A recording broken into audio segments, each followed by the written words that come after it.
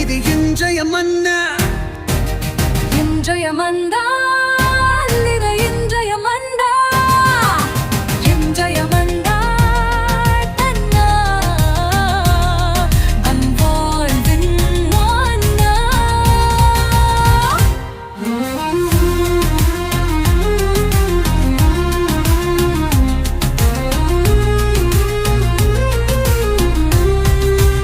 என் அருள்நாதர் இயேசுவுக்கு பிரியமான அன்பு இறை உறவுகளே, நண்பர்களே, உங்கள் ஒவ்வொருவரையுமே சிறப்பாக இந்த புதிய நாளிலே சந்திப்பதிலும் இந்த காணொளி மூலமாக இறை வார்த்தையை பகிர்ந்து கொள்வதிலுமே மிகுந்த மகிழ்ச்சி.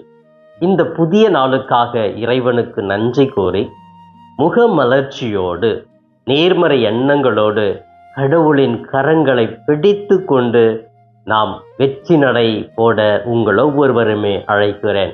அன்புக்குரியவர்களே, சிறப்பாக இன்றைய மன்னா என்ற இந்த நிகழ்ச்சியில இன்று நம்முடைய தாயாம் திரு அவையும் நம் ஆண்டவர் இயேசுவும் நம் ஒவ்வொருவருக்கும் கொடுக்கிற இன்றைய மன்னா மத்தேயு நற்செய்தி பிரிவு 1 இறை வார்த்தைகள் 1-17 முடிய. அன்புக்குரியவர்களே, சிறப்பாக இந்த பகுதியில் நாம் எதை பற்றி படிக்கிறோம் என்றால், இயேசுவினுடைய பிறப்புக்கு முன் இருந்த மூதாதையர் பட்டியலை பற்றி பார்க்கிறோம். ஒரு வரலாறு, யாருக்கு யார் பிறந்தது. பிரியமானவர்களே, இந்த வரலாறு எப்படி தொடங்குகிறது? 3 பிரிவுகளாகவே பிரித்திருக்கிறார்கள். முதலிலே ஆபிரகாம் தொடங்கி இயேசு கிறிஸ்து வரை தலைமுறைகள் ஒவ்வொன்றாக கூறப்படுகிறது. இந்த தலைமுறைகளை 3 பிரிவுகளாக பிரித்து சொல்லுகிறார்கள். ஆபிரகாம் முதல் தாவீது வரை தலைமுறைகள் 14, தாவீது முதல் பாபிலோனுக்கு சிறைப்பிடிக்கப்பட்டவர்கள் முதல் தலைமுறைகள் 14, பாபிலோனுக்கு சிறைப்பிடித்து செல்லப்பட்டவர்கள் முதல் கிறிஸ்து வரை தலைமுறைகள் 14. மொத்தம் 42 தலைமுறைகள், 14, 14, 14 என்று 3ஆக பிரித்து 42 தலைமுறைகள் இந்த பகுதியிலே வாசிக்கப்படுகிறது. அப்போ ஆபிரகாம் முதல் அப்படியே வந்துட்டு இருக்கிறப்போ அதில் என்ன ஒரு மாற்றத்தை பார்க்கலாம் அப்படின்னா, ஆண்கள் பெயர் தான் சொல்கிறாங்க, பெண்கள் சொல்கிறாங்க. பெண்கள் பெயரை சொல்கிறது கிடையாது. ஆபிரகாமுக்கு பிறந்தார், ஈசாக்குக்கு பிறந்தார் அப்படின்னு தான் ஆண்கள் பெயராக அப்படியே வரிசையாக வந்துக்கிட்டே இருக்கிறது. அதில் பெண்கள் கடைசியில் அன்னை மரியாளுக்கு கிறிஸ்து அப்படின்னு சொல்லிட்டு அன்னை மரியாளுக்கும் யோசேப்புக்கும் கிறிஸ்து பிறந்தார் என்ற ஒரு பட்டியல், மூதாதையர் பட்டியலை பற்றி நாம் இன்று வாசிக்கிறோம். இதற்கு நாம் என்ன சிந்திப்பது? இந்த நற்செய்தி நமக்கு என்ன சொல்லுகிறது என்று நாம் யோசிக்கலாம் இல்லையா? பிரியமானவர்களே, வரலாற்றிலிருந்து இறைவன் புதிய திட்டத்தை உருவாக்குபவர். அதுதான் இந்த பகுதியினுடைய மைய கருத்தாகவே இருக்கிறது. வரலாறு நம் ஒவ்வொருவருக்கும் ஒரு புதிய ஆற்றலை கொடுக்கிறது, புதிய வழிமுறைகளை காட்டுகிறது, நாம் எப்படி இருக்க வேண்டும் என்று சொல்லுகிறது.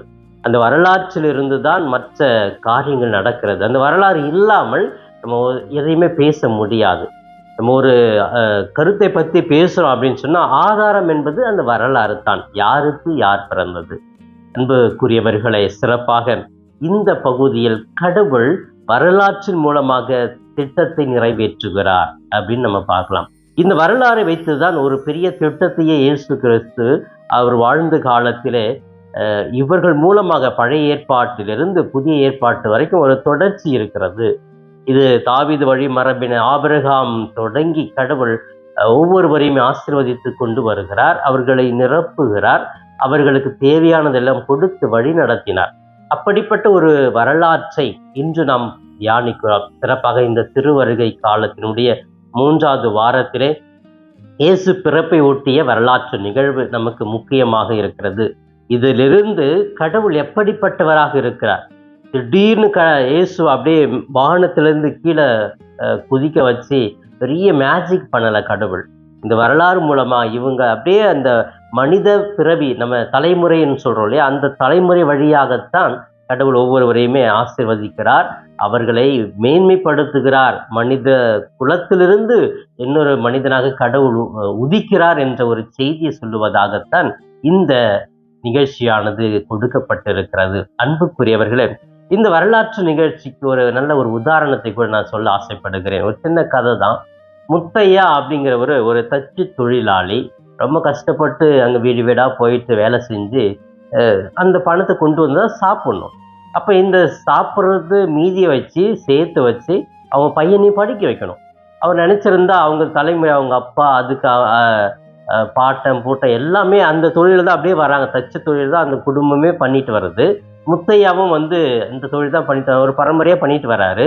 என்னுடைய மகனுக்கு இதை சொல்லி கொடுத்துருக்கலாம், மகனையும் அந்த வேலையை செய்ய வச்சிருக்கலாம். ஆனால் முத்தையா என்ன செய்கிறாரு, இல்லை நான் இன்னும் எக்ஸ்ட்ரா வேலை செஞ்சு நைட்டும் பகலுமா தனியாக போயிட்டு எங்கேயாவது வேலை கிடைச்சா அது எல்லாமே எடுத்து நான் செஞ்சு அந்த பணத்தை வச்சு என் பையனை படிக்க வைப்பேன்னு சொல்லிட்டு அந்த தலைமுறையை என்னோடு இது முடியட்டும், வேற ஒரு புதிய ஒரு மாற்றத்தை நான் கொண்டு வருவேன் இந்த தலைமுறையில் அப்படின்னு சொல்லிட்டு என்ன செய்கிறாரு, பணத்தை சேர்த்து வச்சு கொஞ்சம் கொஞ்சமாக அந்த மகனை படிக்க வைக்கிறார். தன்னுடைய மகனே இன்ஜினியரிங் படித்து பல பேருக்கு வேலை கொடுக்குற ஒரு முதலாளியாக மாறிட்டார்.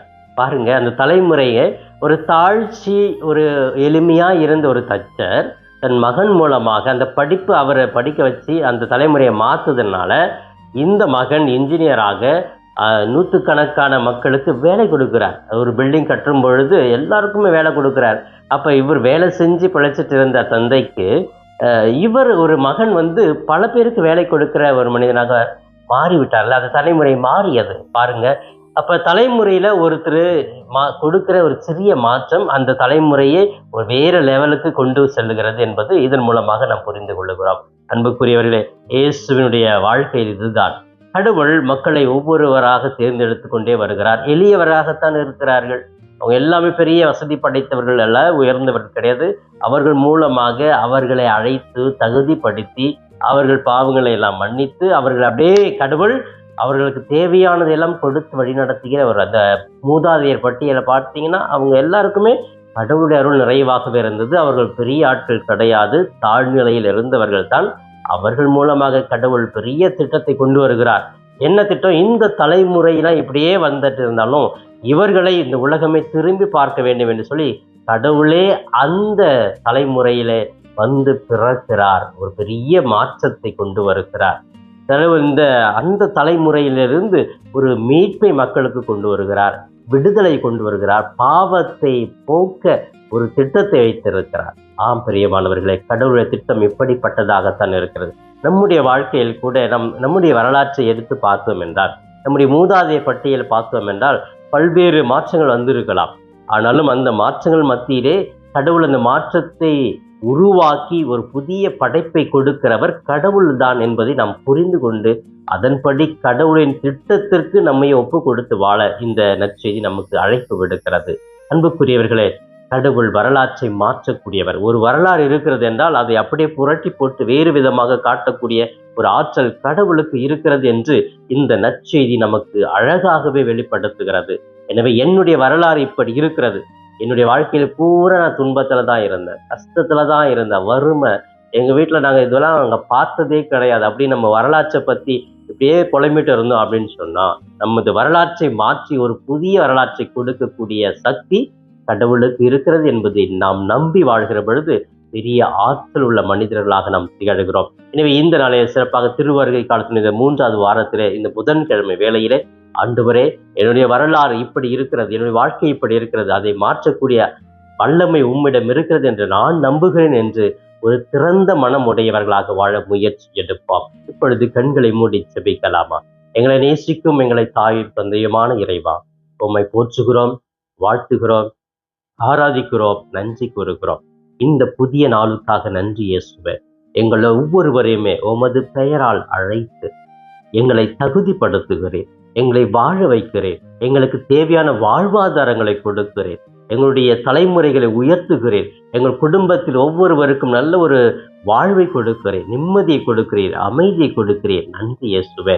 அன்பு தெய்வமே, நீர் காட்டுகிற அன்பும் நீர் காட்டுகிற இரக்கமும் ஒவ்வொரு நாளும் எங்களை வழி நடத்துவதை நாங்கள் உணர்ந்து பார்க்கிறோம். இதோ சிறப்பாக இன்றைய மன்னா என்ற இந்த நிகழ்ச்சியை பார்த்து ஜெபித்து கொண்டிருக்கிற, தியானித்து கொண்டிருக்கிற, தங்களுடைய வாழ்க்கையை மாற்ற விரும்புகிற ஒவ்வொரு பிள்ளைகளையும் தொட்டு குணப்படுத்துவீராக, உமது வல்லமையால் நிரப்புவீராக, தூய ஆவியால் உம்முடைய துணையாளரால் வழி நடத்துவீராக. அன்பு தெய்வமே, குடும்பத்திலே கணவன், மனைவி, பிள்ளைகள், உற்றார், உறவினர், தாய், தந்தை அனைவரையும் ஆசீர்வதியும். அனைவருக்கும் நல்ல உடல் சுகத்தை கொடுத்திரலும், மன அமைதியை கொடுத்திரலும். எடுக்கிற திட்டங்களில் இவர்கள் வெற்றி பெற்று மன நிறைவோடு வாழ அன்பு தெய்வமே, இன்னும் பல்வேறு வியாதிகள் மக்களை சூழ்ந்து கொண்டிருக்கிறது. சோர்வுகள், அசதிகள், உடல் சார்ந்த பல்வேறு வியாதிகளினாலே கண்ணீரோடு இருக்கிற பிள்ளைகளுக்கு விடுதலை கொடுக்கிறாங்க. கடன் பிரச்சனை, கடன் தொல்லை என்னை விட்டு நீங்கி விடாதா, இந்த கடனை அடைக்க யாராவது எனக்கு உதவி செய்ய மாட்டார்களா என்று கண் கலங்குகிற பிள்ளைகளுக்கு அந்த கடன் சுமையை குறைக்க நீர் வழிகாட்டும் ஆண்டவரே. ஒவ்வொரு பிள்ளைகளையும் ஆசீர்வதிக்க நான் ஜெபிக்கிறேன். இவையெல்லாம் எங்கள் ஆண்டவரும் மீட்பெருமான இயேசுவின் இணையற்ற நாமத்தில் ஜெபிக்கிறேன் என் ஜீவனுள்ள நல்ல பிதாவே. ஆமேன், ஆமேன். பிரியமானவர்களே, இந்த நாள் இனிய நாளாக, இறை அருளை நிறைவாக பெற்று மகிழும் நாளாக இருக்க நான் வாழ்த்துகிறேன். உங்கள் ஒவ்வொருவருக்காக சிறப்பாக என்னுடைய தனிப்பட்ட ஜெபத்திலும் திருப்பலியிலும் கூட ஜெபிக்கிறேன். இயேசுவுக்கே புகழ், மரியே வாழ்க. Thanks for watching Father Das Cap YouTube channel. Subscribe and share the video to your friends. May God bless you.